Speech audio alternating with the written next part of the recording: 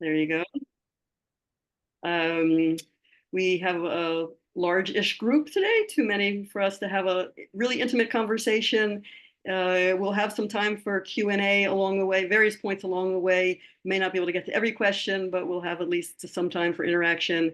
We're not going to be taking lots of questions from the chat, so no need to put your questions in the chat, but if there's something that needs attention, do put it in the chat and Jonathan will be um, looking out for anything like that. So that said, let's just dive in.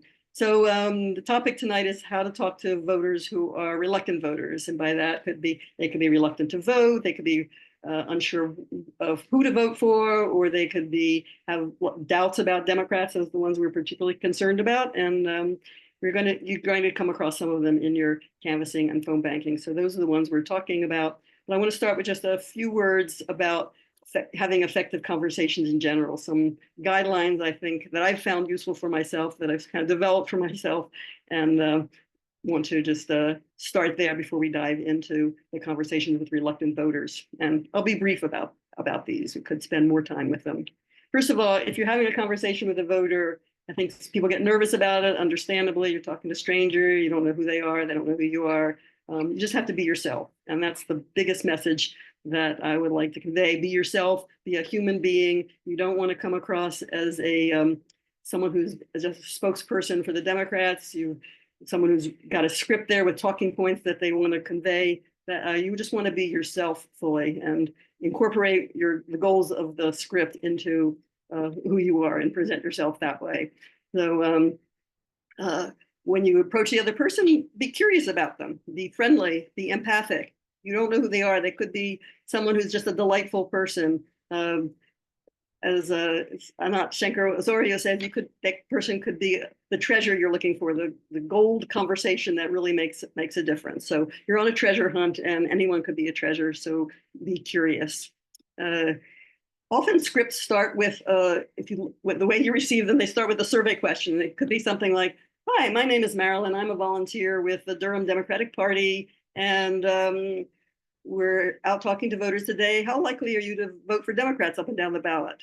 I personally don't think that's a good way to start. I think you come across as somebody who's a poll taker, a surveyor, and not as somebody who's really ready to engage with them. So if there are survey questions, things that you do want to find out about the voter, but embed them later in the conversation. I tend to start out, well, you'll see later how I might start out presenting myself, but you want to present yourself as a person who wants to engage you in the voter in conversation, not as someone who's taking down information and recording it and putting it on your computer or your phone. So just talking to a voter, just conversations. You don't want to argue, you don't want to debate, you certainly don't want to tell them what they should think, how they should feel, how they should vote. That's not your prerogative. It's not going to work anyway. Your main tool is to listen and ask questions. Listen, ask questions, and to let that person that you're talking to be really fully heard and seen.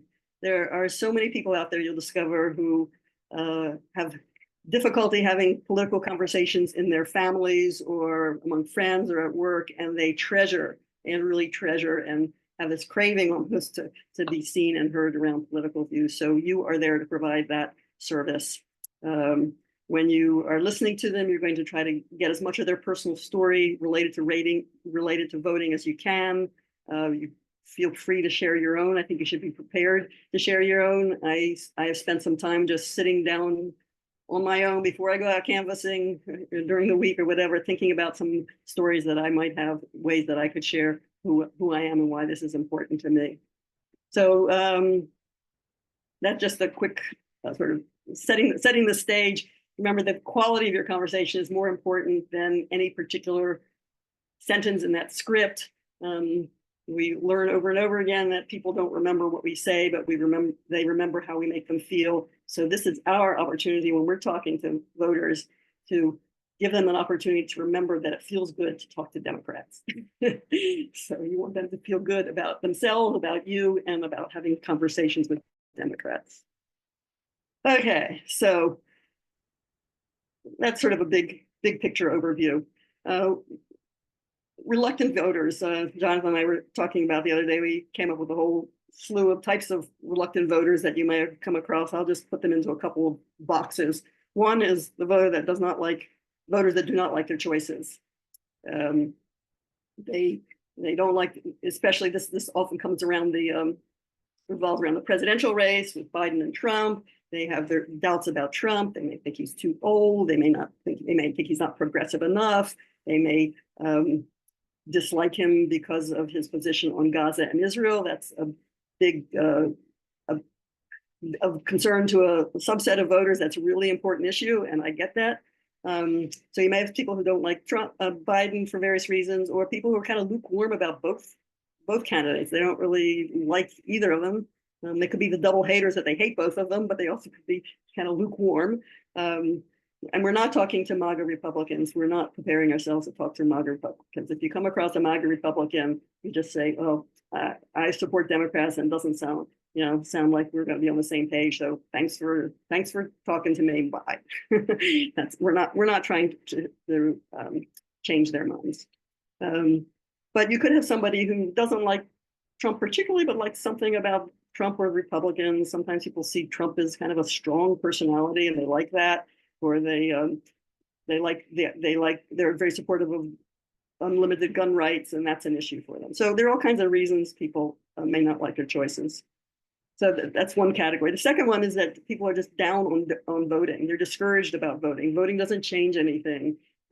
Democrats always come around and ask for their votes. So I don't think we do a good job of reaching out to everyone, and we're doing better now. But anyway, Democrats ask for their people's votes and then don't deliver. So politicians break promises. You've heard that. You've heard that before. Or so it could be a more general rant against politicians. There's too much corruption. They're all the same. So that's another kind of voter we want to think about talking to. And the third one is a kind of a little bit a different category. It's just the people who just they sound like they're not engaged. They sound like they're not paying attention. They're busy. They say they're stressed. They don't have any time for politics. They've got their children. They've got their job. They've got both of them. They've got taking care of a parent, whatever. And we need to respect that. On the other hand, I wouldn't give up on those people without having a conversation. And often when you talk to them, it'll turn out they're in one of these other two categories, that they're just discouraged about voting or they don't like their choices. When people say they're not engaged, often if you question them a little bit more, they are not only they really are paying attention, and they have opinions, and they care. I had a voter say a couple weeks ago to me that he had no time for voting, but that he did care. And that was kind of revealing to me. Okay, so you got all these voters that are really challenging to talk to. How can we best talk to them? I'm going to say a few words about some strategies you want to take, just how you might set up a flow of a conversation. And then, as I said, Jonathan and I are going to do some role plays for you. So people might say, "Oh, I don't like my choices," or "I don't like either candidate." That's just don't take that as the end point. That's the beginning point. You want to find out why they are reluctant. You want to find out what they really care about, what they're worried about, what they dislike about one candidate or like about a candidate. And you want to be curious and ask lots of questions, open-ended questions that are not necessarily easily answered with yes or no. And you really want to hear them out. There's no reason to rush this conversation or worse yet, to assume that you understand their perspective. You just don't know until you find out. And make very clear that as you're listening that you're really hearing what they're saying. So yeah, a lot of I hear you. Yeah, wow, that sounds like, and then repeat back what you're hearing.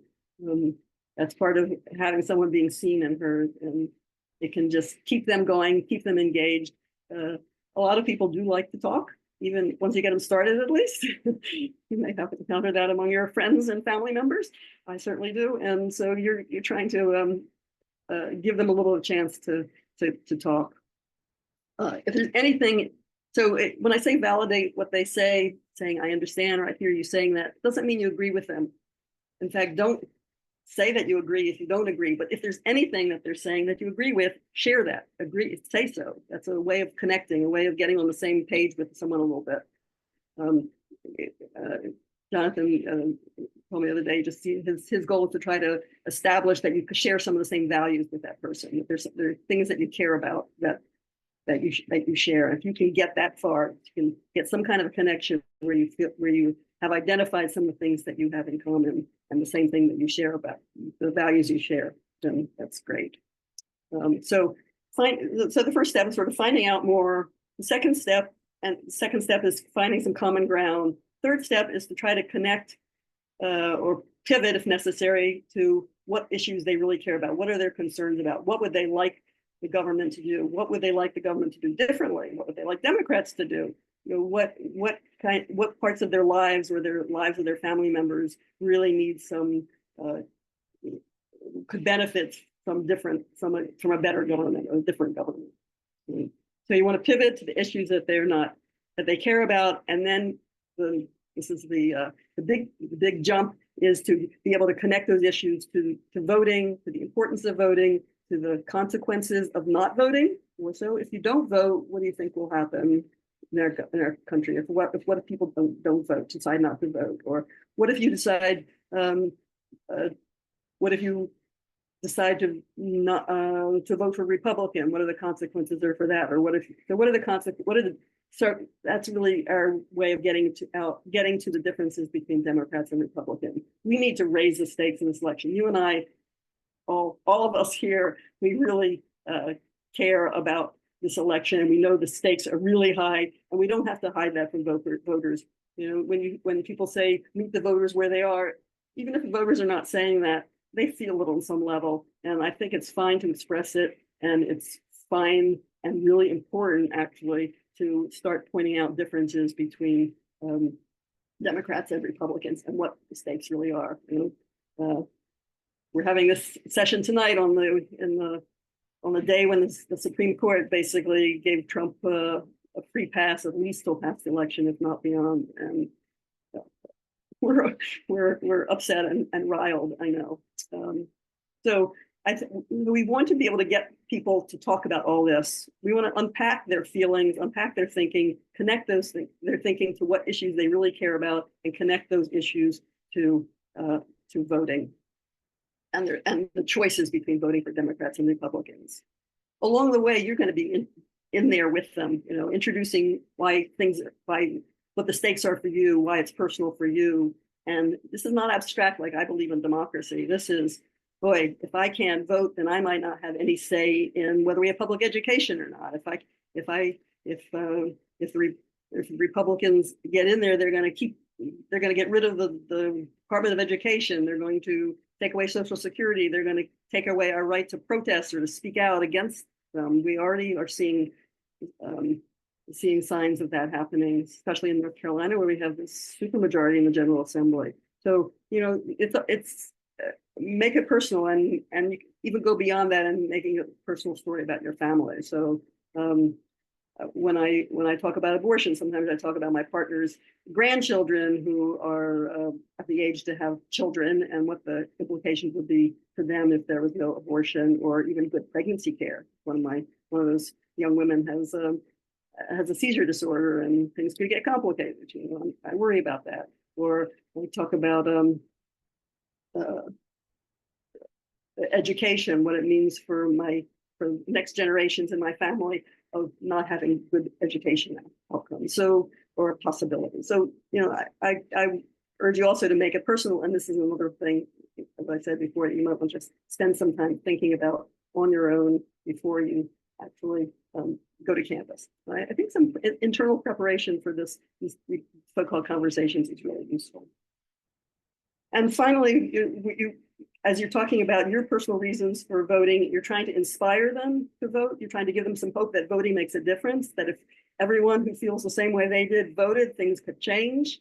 Give them a sense of how stakes are high and that we need everybody in there. And I'm not saying this as a way to argue with people, but if you can get people on board or thinking about some of these things, that's golden. And basically, you're there to model your commitment to democracy, your commitment to voting. You're trying to instill hope and a vision for how this country, what this country's direction could be like if we are able to elect successfully Democrats this year.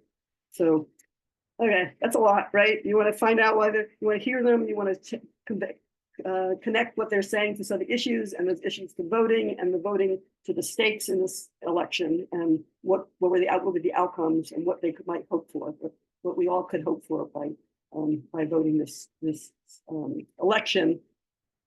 And all that sounds glorious, and I just want to help set some expectations. Okay, when you talk to a voter, it would be wonderful to get someone all the way through to the end, and they say, yes, I'm all in for Democrats. I am going to not only vote, but I'm going to vote up and down the whole ballot for Democrats.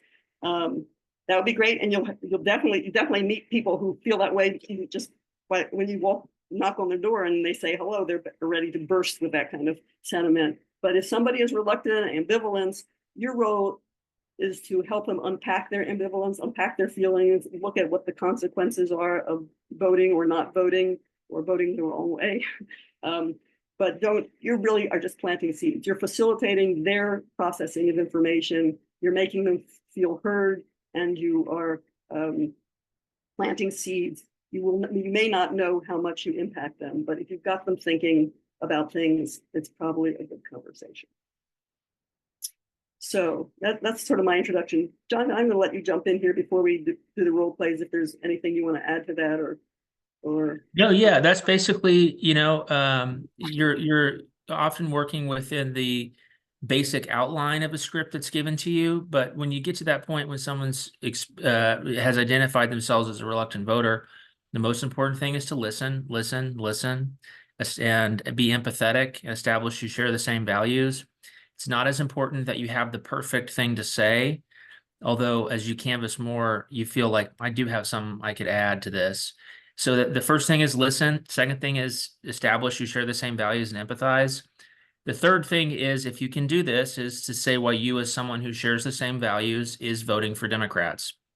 So we'll try and model that. But the first two are the most important: listen and empathize. If you've got a good reason why you, as someone who shares the same values, is voting for Democrats, that's the bonus point. But don't feel so much pressure that you have to have the perfect argument and response. right. And I would like to tell people, we're just practicing all the time. We'll get better at it, but we'll be challenged even when we've got lots of practice. So think of each time you talk to somebody as practicing. Okay, so Jonathan and I are going to do a couple role plays. He's going to be the canvasser first, and he told me that he wanted me to play a voter who doesn't like Biden because of his position on Gaza. Is that right, This is Jonathan? a hard one, guys. And listen, you don't have to walk away at the end where they said, "You've convinced me I love Biden." You want them to walk away at the end saying, "Well, I like this person. I like this canvasser. And so now I know somebody that I like that's voting for Biden." That's what you want at the end. Okay, well, knock, knock, knock. Hello. Yeah. Hey, I'm Jonathan. I'm a volunteer with the Durham Democrats. Well, we're talking to folks about this upcoming election. What's your name? My name is Marilyn. Yeah. Hey, Marilyn. Nice to meet you. I'm sure you know this is a critical election year, right? We've got a lot of our personal rights on the line. I mean, this candidate for governor, Mark Robinson, says he wants to pass a total abortion ban with no exceptions. It's pretty outrageous, right? That sure is. Yeah. God, we could live without him being elected. Sure. Are you planning on voting for Democrats up and down the ballot in this election? Well, I'm definitely not voting for Robinson. I really haven't been paying attention to who else he's running against or anything. But so yeah, I feel like I don't fully know, but I'm at this president thing. This Biden Trump thing. It's just driving me crazy. I'm just really upset about that. I've heard that from a lot of folks. What issues are you thinking about in context of your vote? Well, I'm Jewish and I'm not anti-Semitic, obviously, and I hate what's going on in Gaza, and I hate that in my name, President Biden is using our tax money and our weapons to destroy Gaza. I just hate it, and it's eating me up, and yeah. I think we see this in the same way. I think there's a lot of people that see it the same way as you. I mean, there's what's happening in Gaza is a humanitarian catastrophe, and yeah, I mean, I think there's a lot of ways to have your voice expressed. I know I made phone calls with the progressive Dems, and we got the our congressperson here from Durham, who's a Democrat, to come out for a ceasefire in Gaza. And I think what I learned from that is that, Democrats are lobbyable on this issue. But what I'm really worried about is actually what would happen to Palestinians under a Trump presidency. I mean, it's going to be one of these two people. Do you remember? I mean, he's saying he's going to do this again. Do you remember during the first Trump presidency when they passed a Muslim ban? Of course, that would apply to Palestinian refugees too. Yeah, well, he's saying he's going to do that again. I mean, a lot of his billionaire donors say that a Trump presidency would mean an annexation of the West Bank. And so I'm worried about kind of the material impact that would happen under a Trump presidency. Yeah, I know that despite the fact that Biden is working to negotiate a lasting ceasefire, it's frustrating that he hasn't kind of used all the leverage we have to make that happen. But I'm an organizer, and I see that the Democrats are lobbyable on this and many other issues. I mean, have you heard that the Biden presidency did stop the sale of some of the biggest bombs to Israel to use in civilian settings? Have you heard about that? Yeah, but that's not really enough for me, I mean, I get it that Trump will be worse. I'll never vote for Trump, that's for sure. But it's just so hard for me to imagine voting for uh, for Biden when I don't know people in Palestine, but I have friends who know people in Palestine, and this is being done in my name. And can I is it moral for me to vote for Biden? I'm just, as I said, it's eating me up just because there's no obvious choice. If there were somebody running for president who said, "Yeah, I'll stop sending weapons to Israel and put more pressure on Israel to stop what they're doing," yeah, I would vote for that person. But I don't know who to vote for. I just think it's important to continue to put pressure on the administration.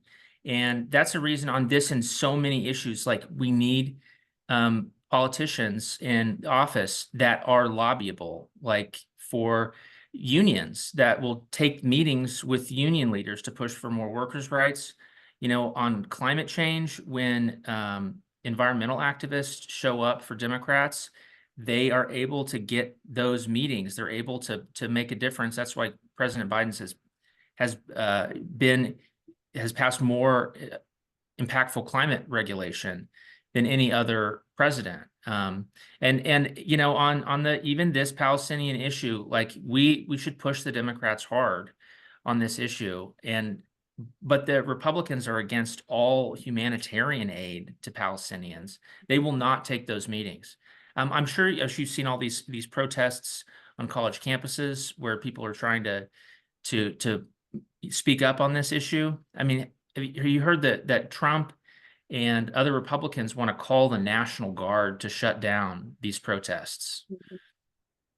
So Yeah, that, I mean, it's yeah. horrible. It's horrible. That's why I said I feel like I'm caught between a rock and a hard place with this. And I definitely would hate to have Trump elected. I can't see myself doing that, and so it's just a hard situation. It's just a hard situation. And what you say about Democrats in general, yeah, there's nobody else on the ballot that stands so strongly just for on this issue about Gaza that so I'm going to vote for Democrats. I can't quite say up and down the ballot, but the whole ballot, and I just am still struggling with what with the president. It's just I guess I know in my gut that I have to vote for Biden, but uh, I don't it doesn't feel good, and I'm not 100% sure I can actually.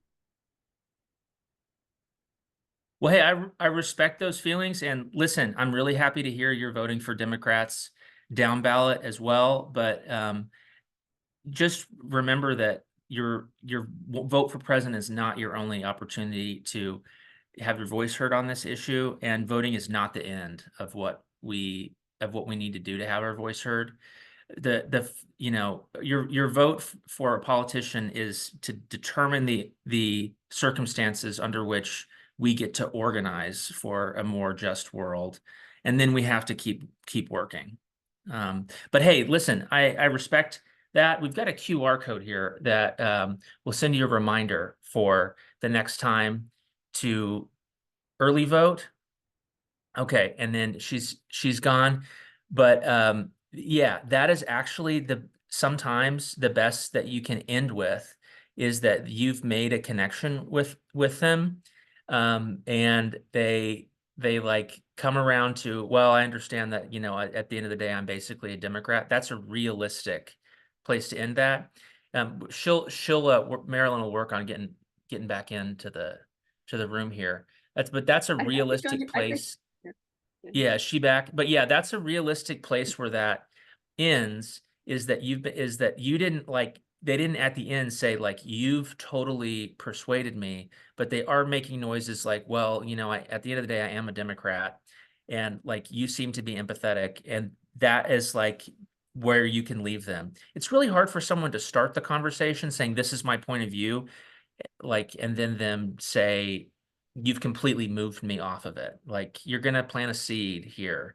And if you're argumentative and you're like, I have to get them by the end to say they will vote for Biden, like, you're gonna be desperate and pushy. Okay, so you're not desperate and pushy, and you have to accept that you're not gonna make a 180-degree move from the whole thing. So you have to it's a soft sell. It has to be a soft sell.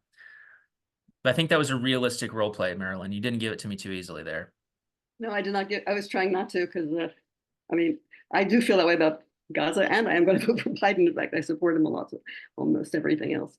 But yeah, so I don't know, my yay for Spectrum that dropped my internet for a moment, and now I'm on my.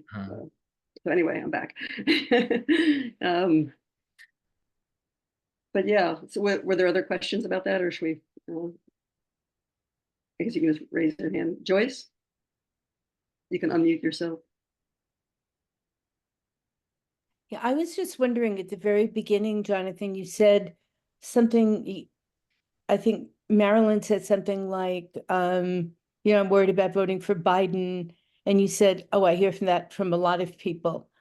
I was like, what? Why would you ever say something like that?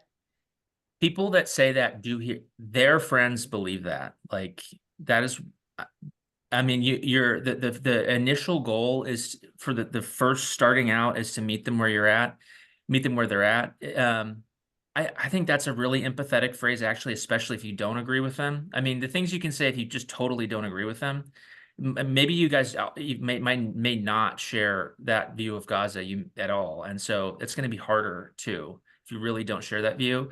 Things you can say are, I hear you, or yeah, Why not like, just say, I hear you, as you opposed to can, saying, sure. yeah, I mean, I don't love saying that. I hear that from a lot of people, Sure. maybe making something more of it than you should be.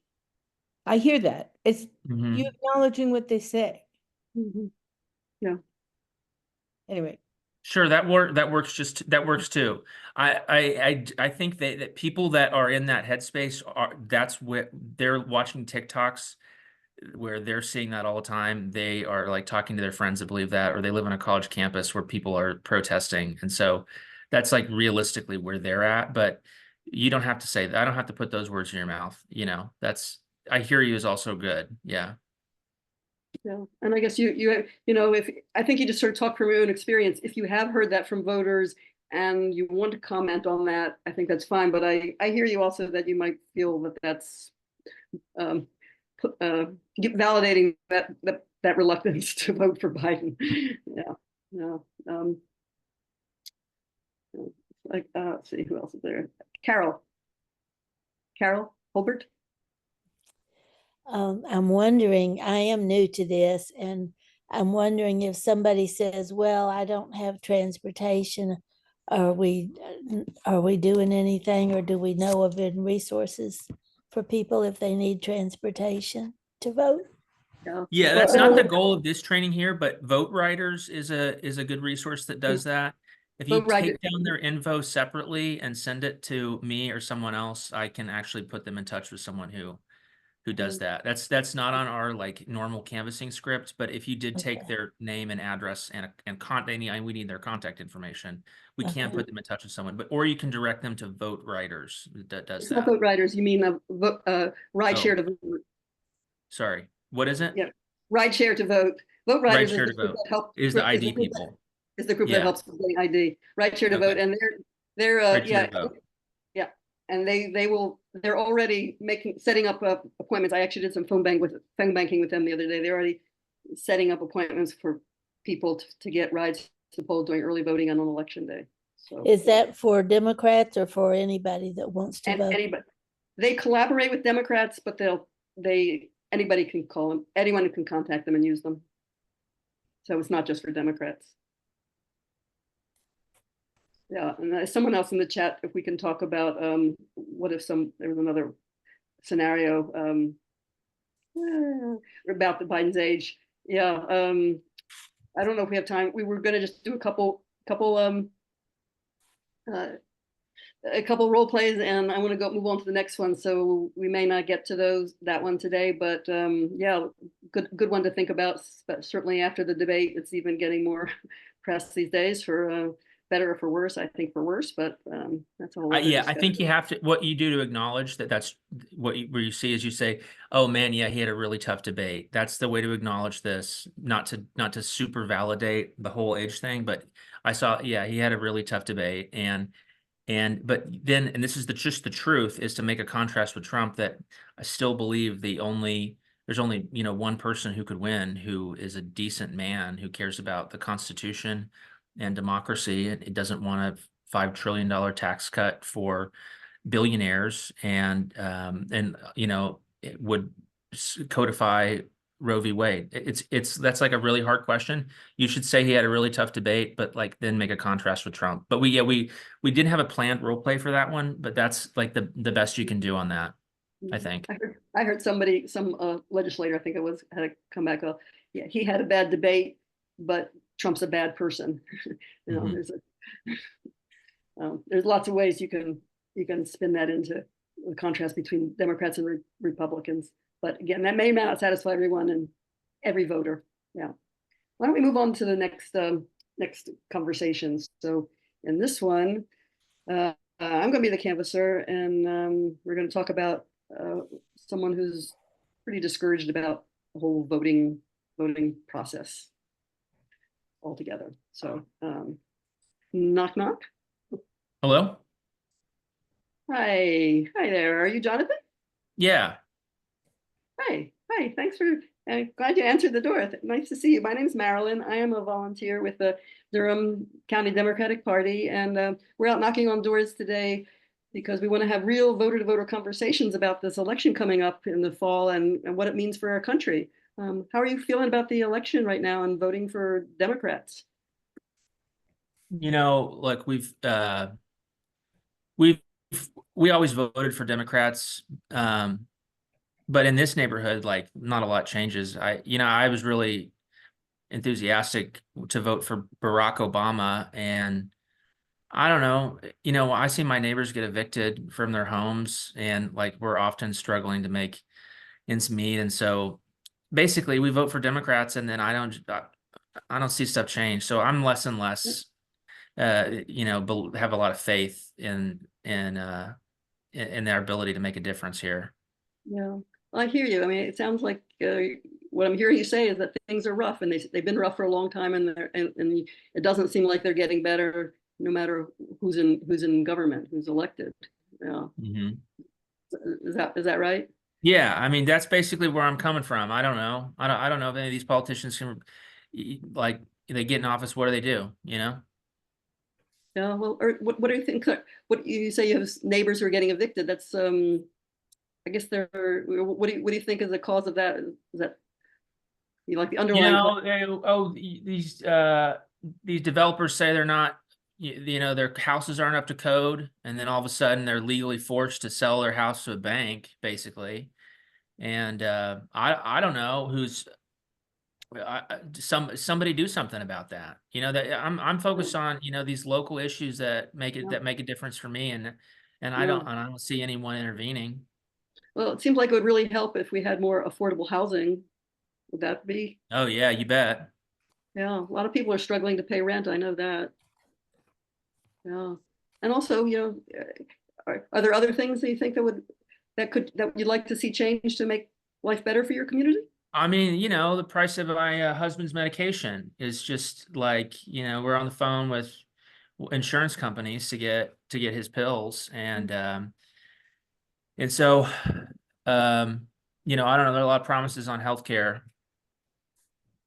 Yeah, yeah. So healthcare is expensive. Not everybody has health insurance, that's for sure. And even when you do have it, like you said, you're on the phone, you're not always guaranteed you're going to get insurance. So we have some problems to fix. I agree with you in the healthcare issue and the cost of housing, and there's just not enough affordable housing. And I could go on. I'm sure you talk about also bringing inflation down or having jobs with better wages. Yeah. Yeah. Yeah. Oh, you bet. Yeah, you're right. You're right. You're right there with me. Sure. Yeah, yeah. Well, it's hard, and there are a lot of people who are really, really struggling. What would you like the government to do? You say you weren't sure what to do about uh, the how landlords not keeping their houses up to code, but what kind of things do you think the government could do if, you know, what are you hoping? What have you hoped for in the past when you voted for Democrats? I mean, yeah, you know, I did hope that that healthcare would not just be a stress for me forever, you know. We but you know, we get health insurance through the husband's um you know, job, and somehow that's supposed to be good enough, but I just don't see I don't see the price of prescription drugs coming down. Yeah, yeah. I think it's the government is President Biden and the federal government are starting to work on that, but it hasn't affected anyone. I mean, everyone. You know, we hear a lot about insulin prices going down, right? Well, yeah, what do you mean? Well, there's a cap on insulin now. It used to be you could pay hundreds of dollars for insulin, and now it's capped that no one has to pay more than $35 a month for insulin. Okay, yeah, that sounds like a good thing. Sure. Yeah, yeah. Well, yeah. When you what might get you thinking about voting? You know, what would bring you to vote? It sounds like you voted for Democrats in the past, or you think you might not vote this year, or what are you thinking?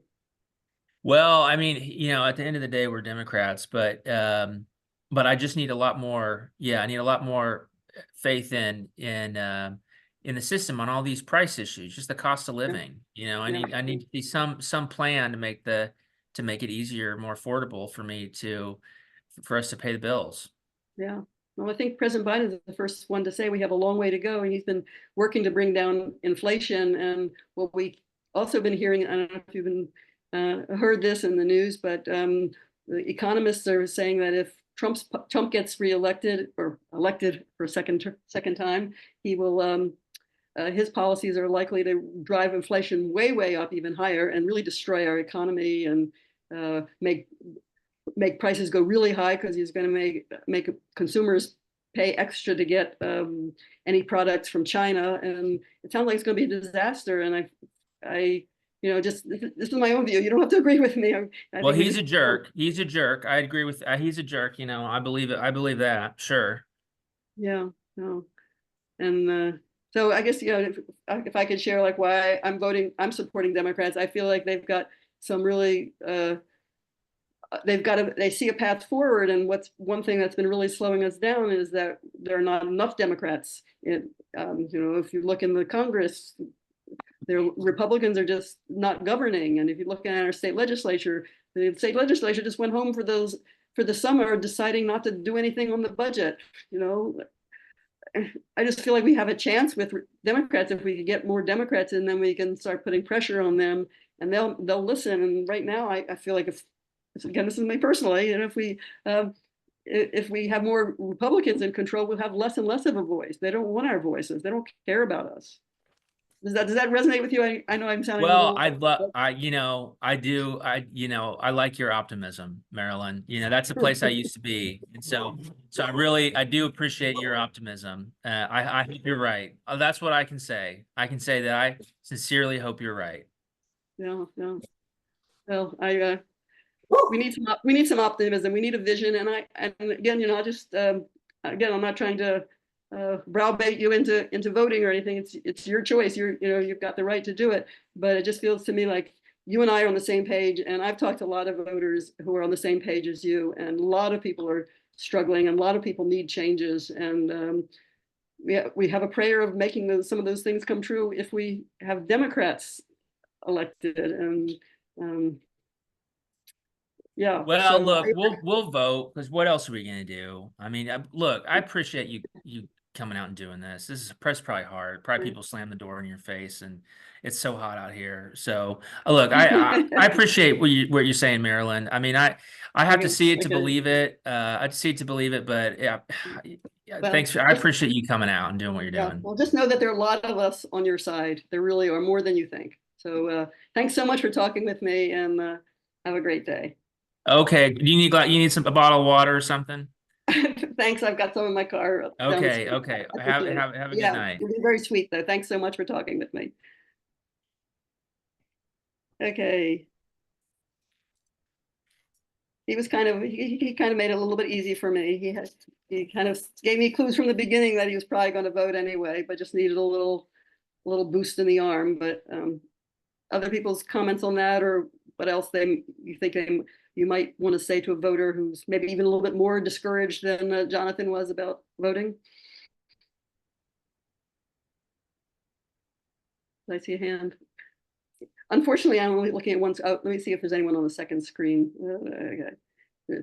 On my screen, my computer, there are two screens. Carol, again, back to you. Yes. Oh, how do you, for example, when you were talking about the price of insulin being kept, how do you get away from just doing back and forth if they have false beliefs, if they've been hearing that, Trump is also saying he's the one that brought the insulin price down. And when people say something that's like a more typical Republican talking point, or something that's just a wrong fact as far as we know, how do you sort of keep from getting into a something that's escalating anybody's feelings, but just sort of get beyond that? Yeah. Look, if they, I'm thinking of some of the people that are more independent. Maybe we're not canvassing them, but people that have more, there's some really important facts over here and some others over here. if they have it depends. If they have a false belief like that the 2020 election was stolen, you can wrap that conversation right up. Okay. Like if they, we're role playing for situations in which these people would vote for Democrats if you can convince them to vote. So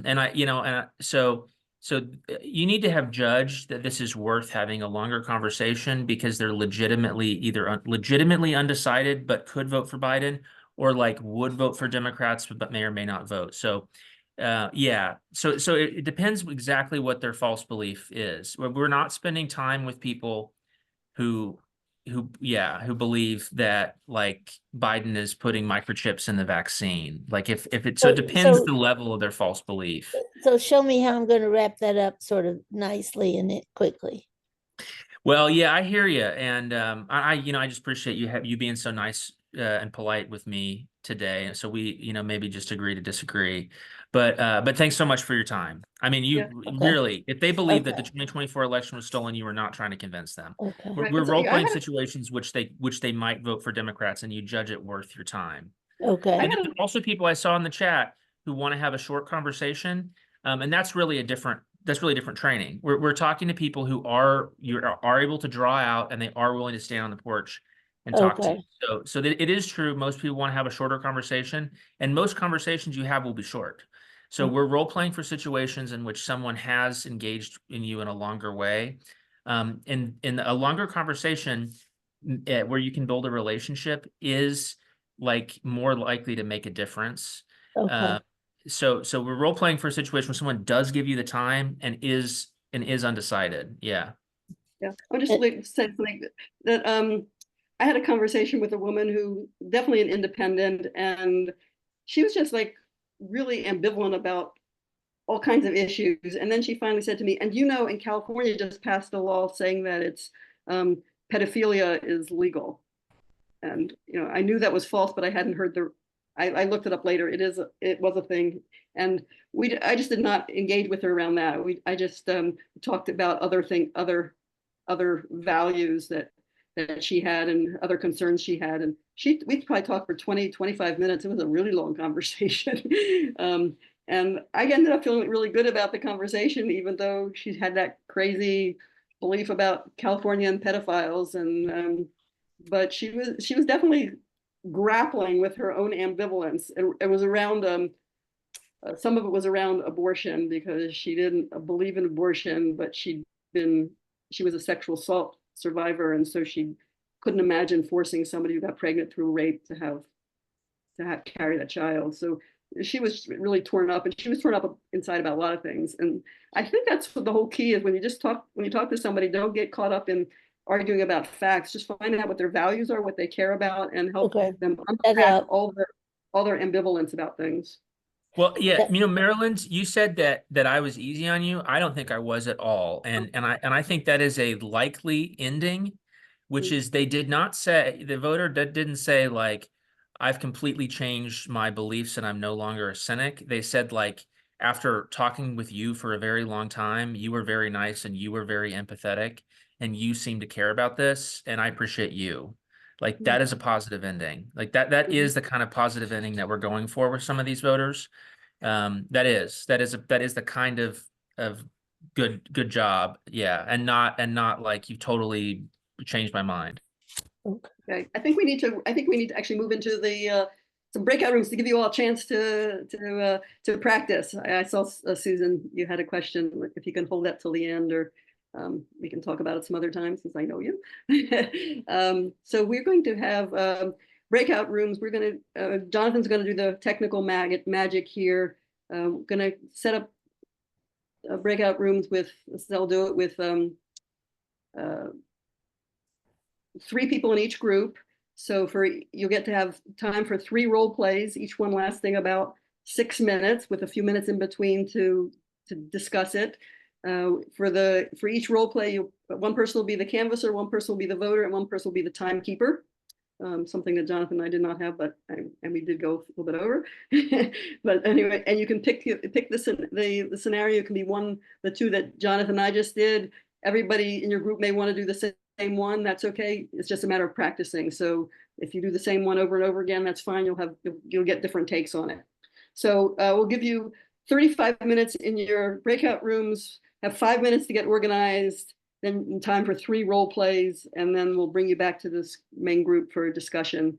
Over the break, I'll be here the whole time in the main room.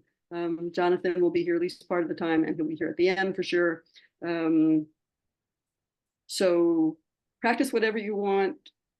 Don't worry about fumbling for words. You're going to be fumbling in the first time, second time, 10th time. It's okay. Just practice. Practice is practice, right? No judgment, no self-judgment, and no judgment of each other's. When you do discuss things in your groups, you might want to talk about what you heard that you liked that the person said, and what questions or suggestions you have. Okay, so not criticisms, just supporting each other and asking questions. How's that sound? Okay, looks like we've got 20. Okay, so I tried to do the math on here. A couple of these have 2 people, but most of them have 3.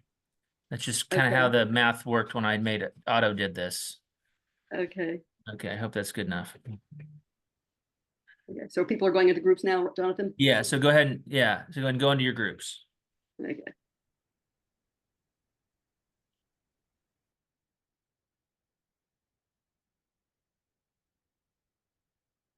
Two people still left. Hey, Susan, you're on mute. Yeah, it's my fault. I came back because nobody was there. So could you send me back? Oh. Uh, I think, yeah. I think it was 5, but I'm not sure. Okay. Okay. Um, okay. Let me see. And then, But you can put me anywhere. Doesn't matter. yeah. I'm gonna put you in. Okay. Put Susan in room 3. There we go. Okay. That's gonna even the, go ahead and go to room 3. They'll even it out. We want 3 people. So that's good. Okay, have fun. And then Natalie, Natalie, hold on one second, Natalie. I'm gonna move you to a room, put you in room 5. If you could join room 5 in a second here, Natalie. Natalie, move room. Oh, why can't I do it? Move to room 5. there you go. We have 5 more minutes. I just want to get a few final comments. We can popcorn them. And then if anyone wants to stay past 7:30, I'm happy to stay, but I'm going to assume that we're done officially at 7:30. So No, comments, this has Lynn, you had really a been hand. helpful. Okay, great. Lynn, did you have your hand up?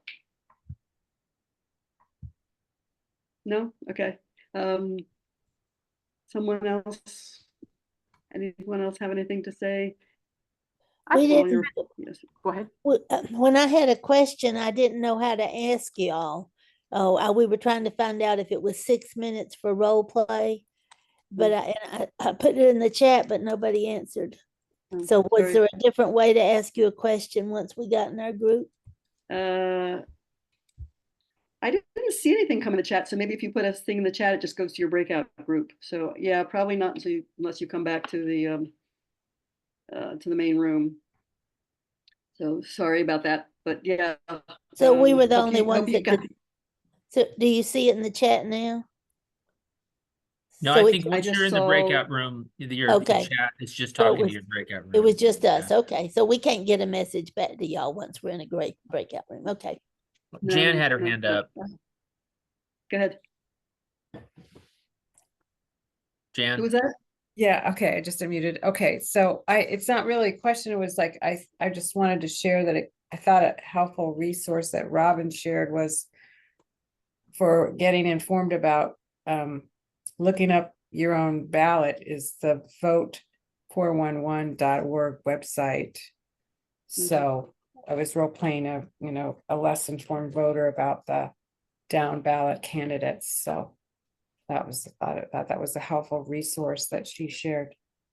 Yeah, I always refer people to vote411.org and also let people know that if they search for themselves on the state board election website and look themselves up, they can scroll down to the bottom of their information about themselves and see a sample ballot, though I don't think it's there yet. I think it has to be closer to the election. Okay. Yeah, Anne Louise? You're muted. A very helpful session. I really like the role playing. And I think that it's a good way to, kind of get more comfortable with this. And, but I think one thing is I feel ignorant. There's so many things like the more resources we can get from the Democrats, the better, I think, like vote411.org. I think I do phone banking mostly, and people ask me questions and they ask like, well, where is my voting spot? And I have it on my computer so I can look those things up. But the more information we have, I think the more helpful it can be to people. Mhm. So, there's also a new resource called guides.vote, which is nonpartisan, but it has information about the candidates in their own words. So I mean, not how they present themselves, but what they've said and it goes through all the issues very systematically. And it's going to get more complete for North Carolina later this summer. Right now, they've got the governor's race and, of course, the president's race. But is that guides with an S? Yes, guides.vote. Okay, thanks. It's kind of new to me. It's kind of cool. Yeah, Cameron. Yeah. Cameron. Yeah, I just wanted to touch on, because when I'm talking to a lot of voters, especially young voters, I'm hearing a lot of concerns about President Biden's age and his performance in the debate. And I think it's really important to highlight that, yeah, like he had a bad night, but also talk about in 2012 when Barack Obama debated Mitt Romney, Barack Obama also had a really bad first debate too. And also to think about that, the big picture that we also elect a president, but we also elect his entire administration with him. And the administration, that the work that the administration has done has been so important. They signed the Respect for Marriage Act. They capped insulin at $35 a month for seniors that are on Medicare. And I think it's really important to think about the big picture, that they do care about the American people and everything like that. So I think that's a very big thing to talk about too. The campaign needs to hire Cameron to be a television surrogate, I think. Yeah. That's what I was going to say. Yay, Cameron! Thank you. You know, you're the That sounds youngster in this good. group anyway, and we so glad you're out talking to voters who, yeah. Jan had a question about where to see Biden accomplishments, and the White House has this posted on their website. So it's whitehouse.gov/the record. I put that in the chat, but it's whitehouse.gov/the record. Well, these are the hardest conversations, guys. Most of them are way easier. Most of them are shorter. Most of them, people kind of only want to engage in a short conversation, and most of the time people say they're voting for Democrats.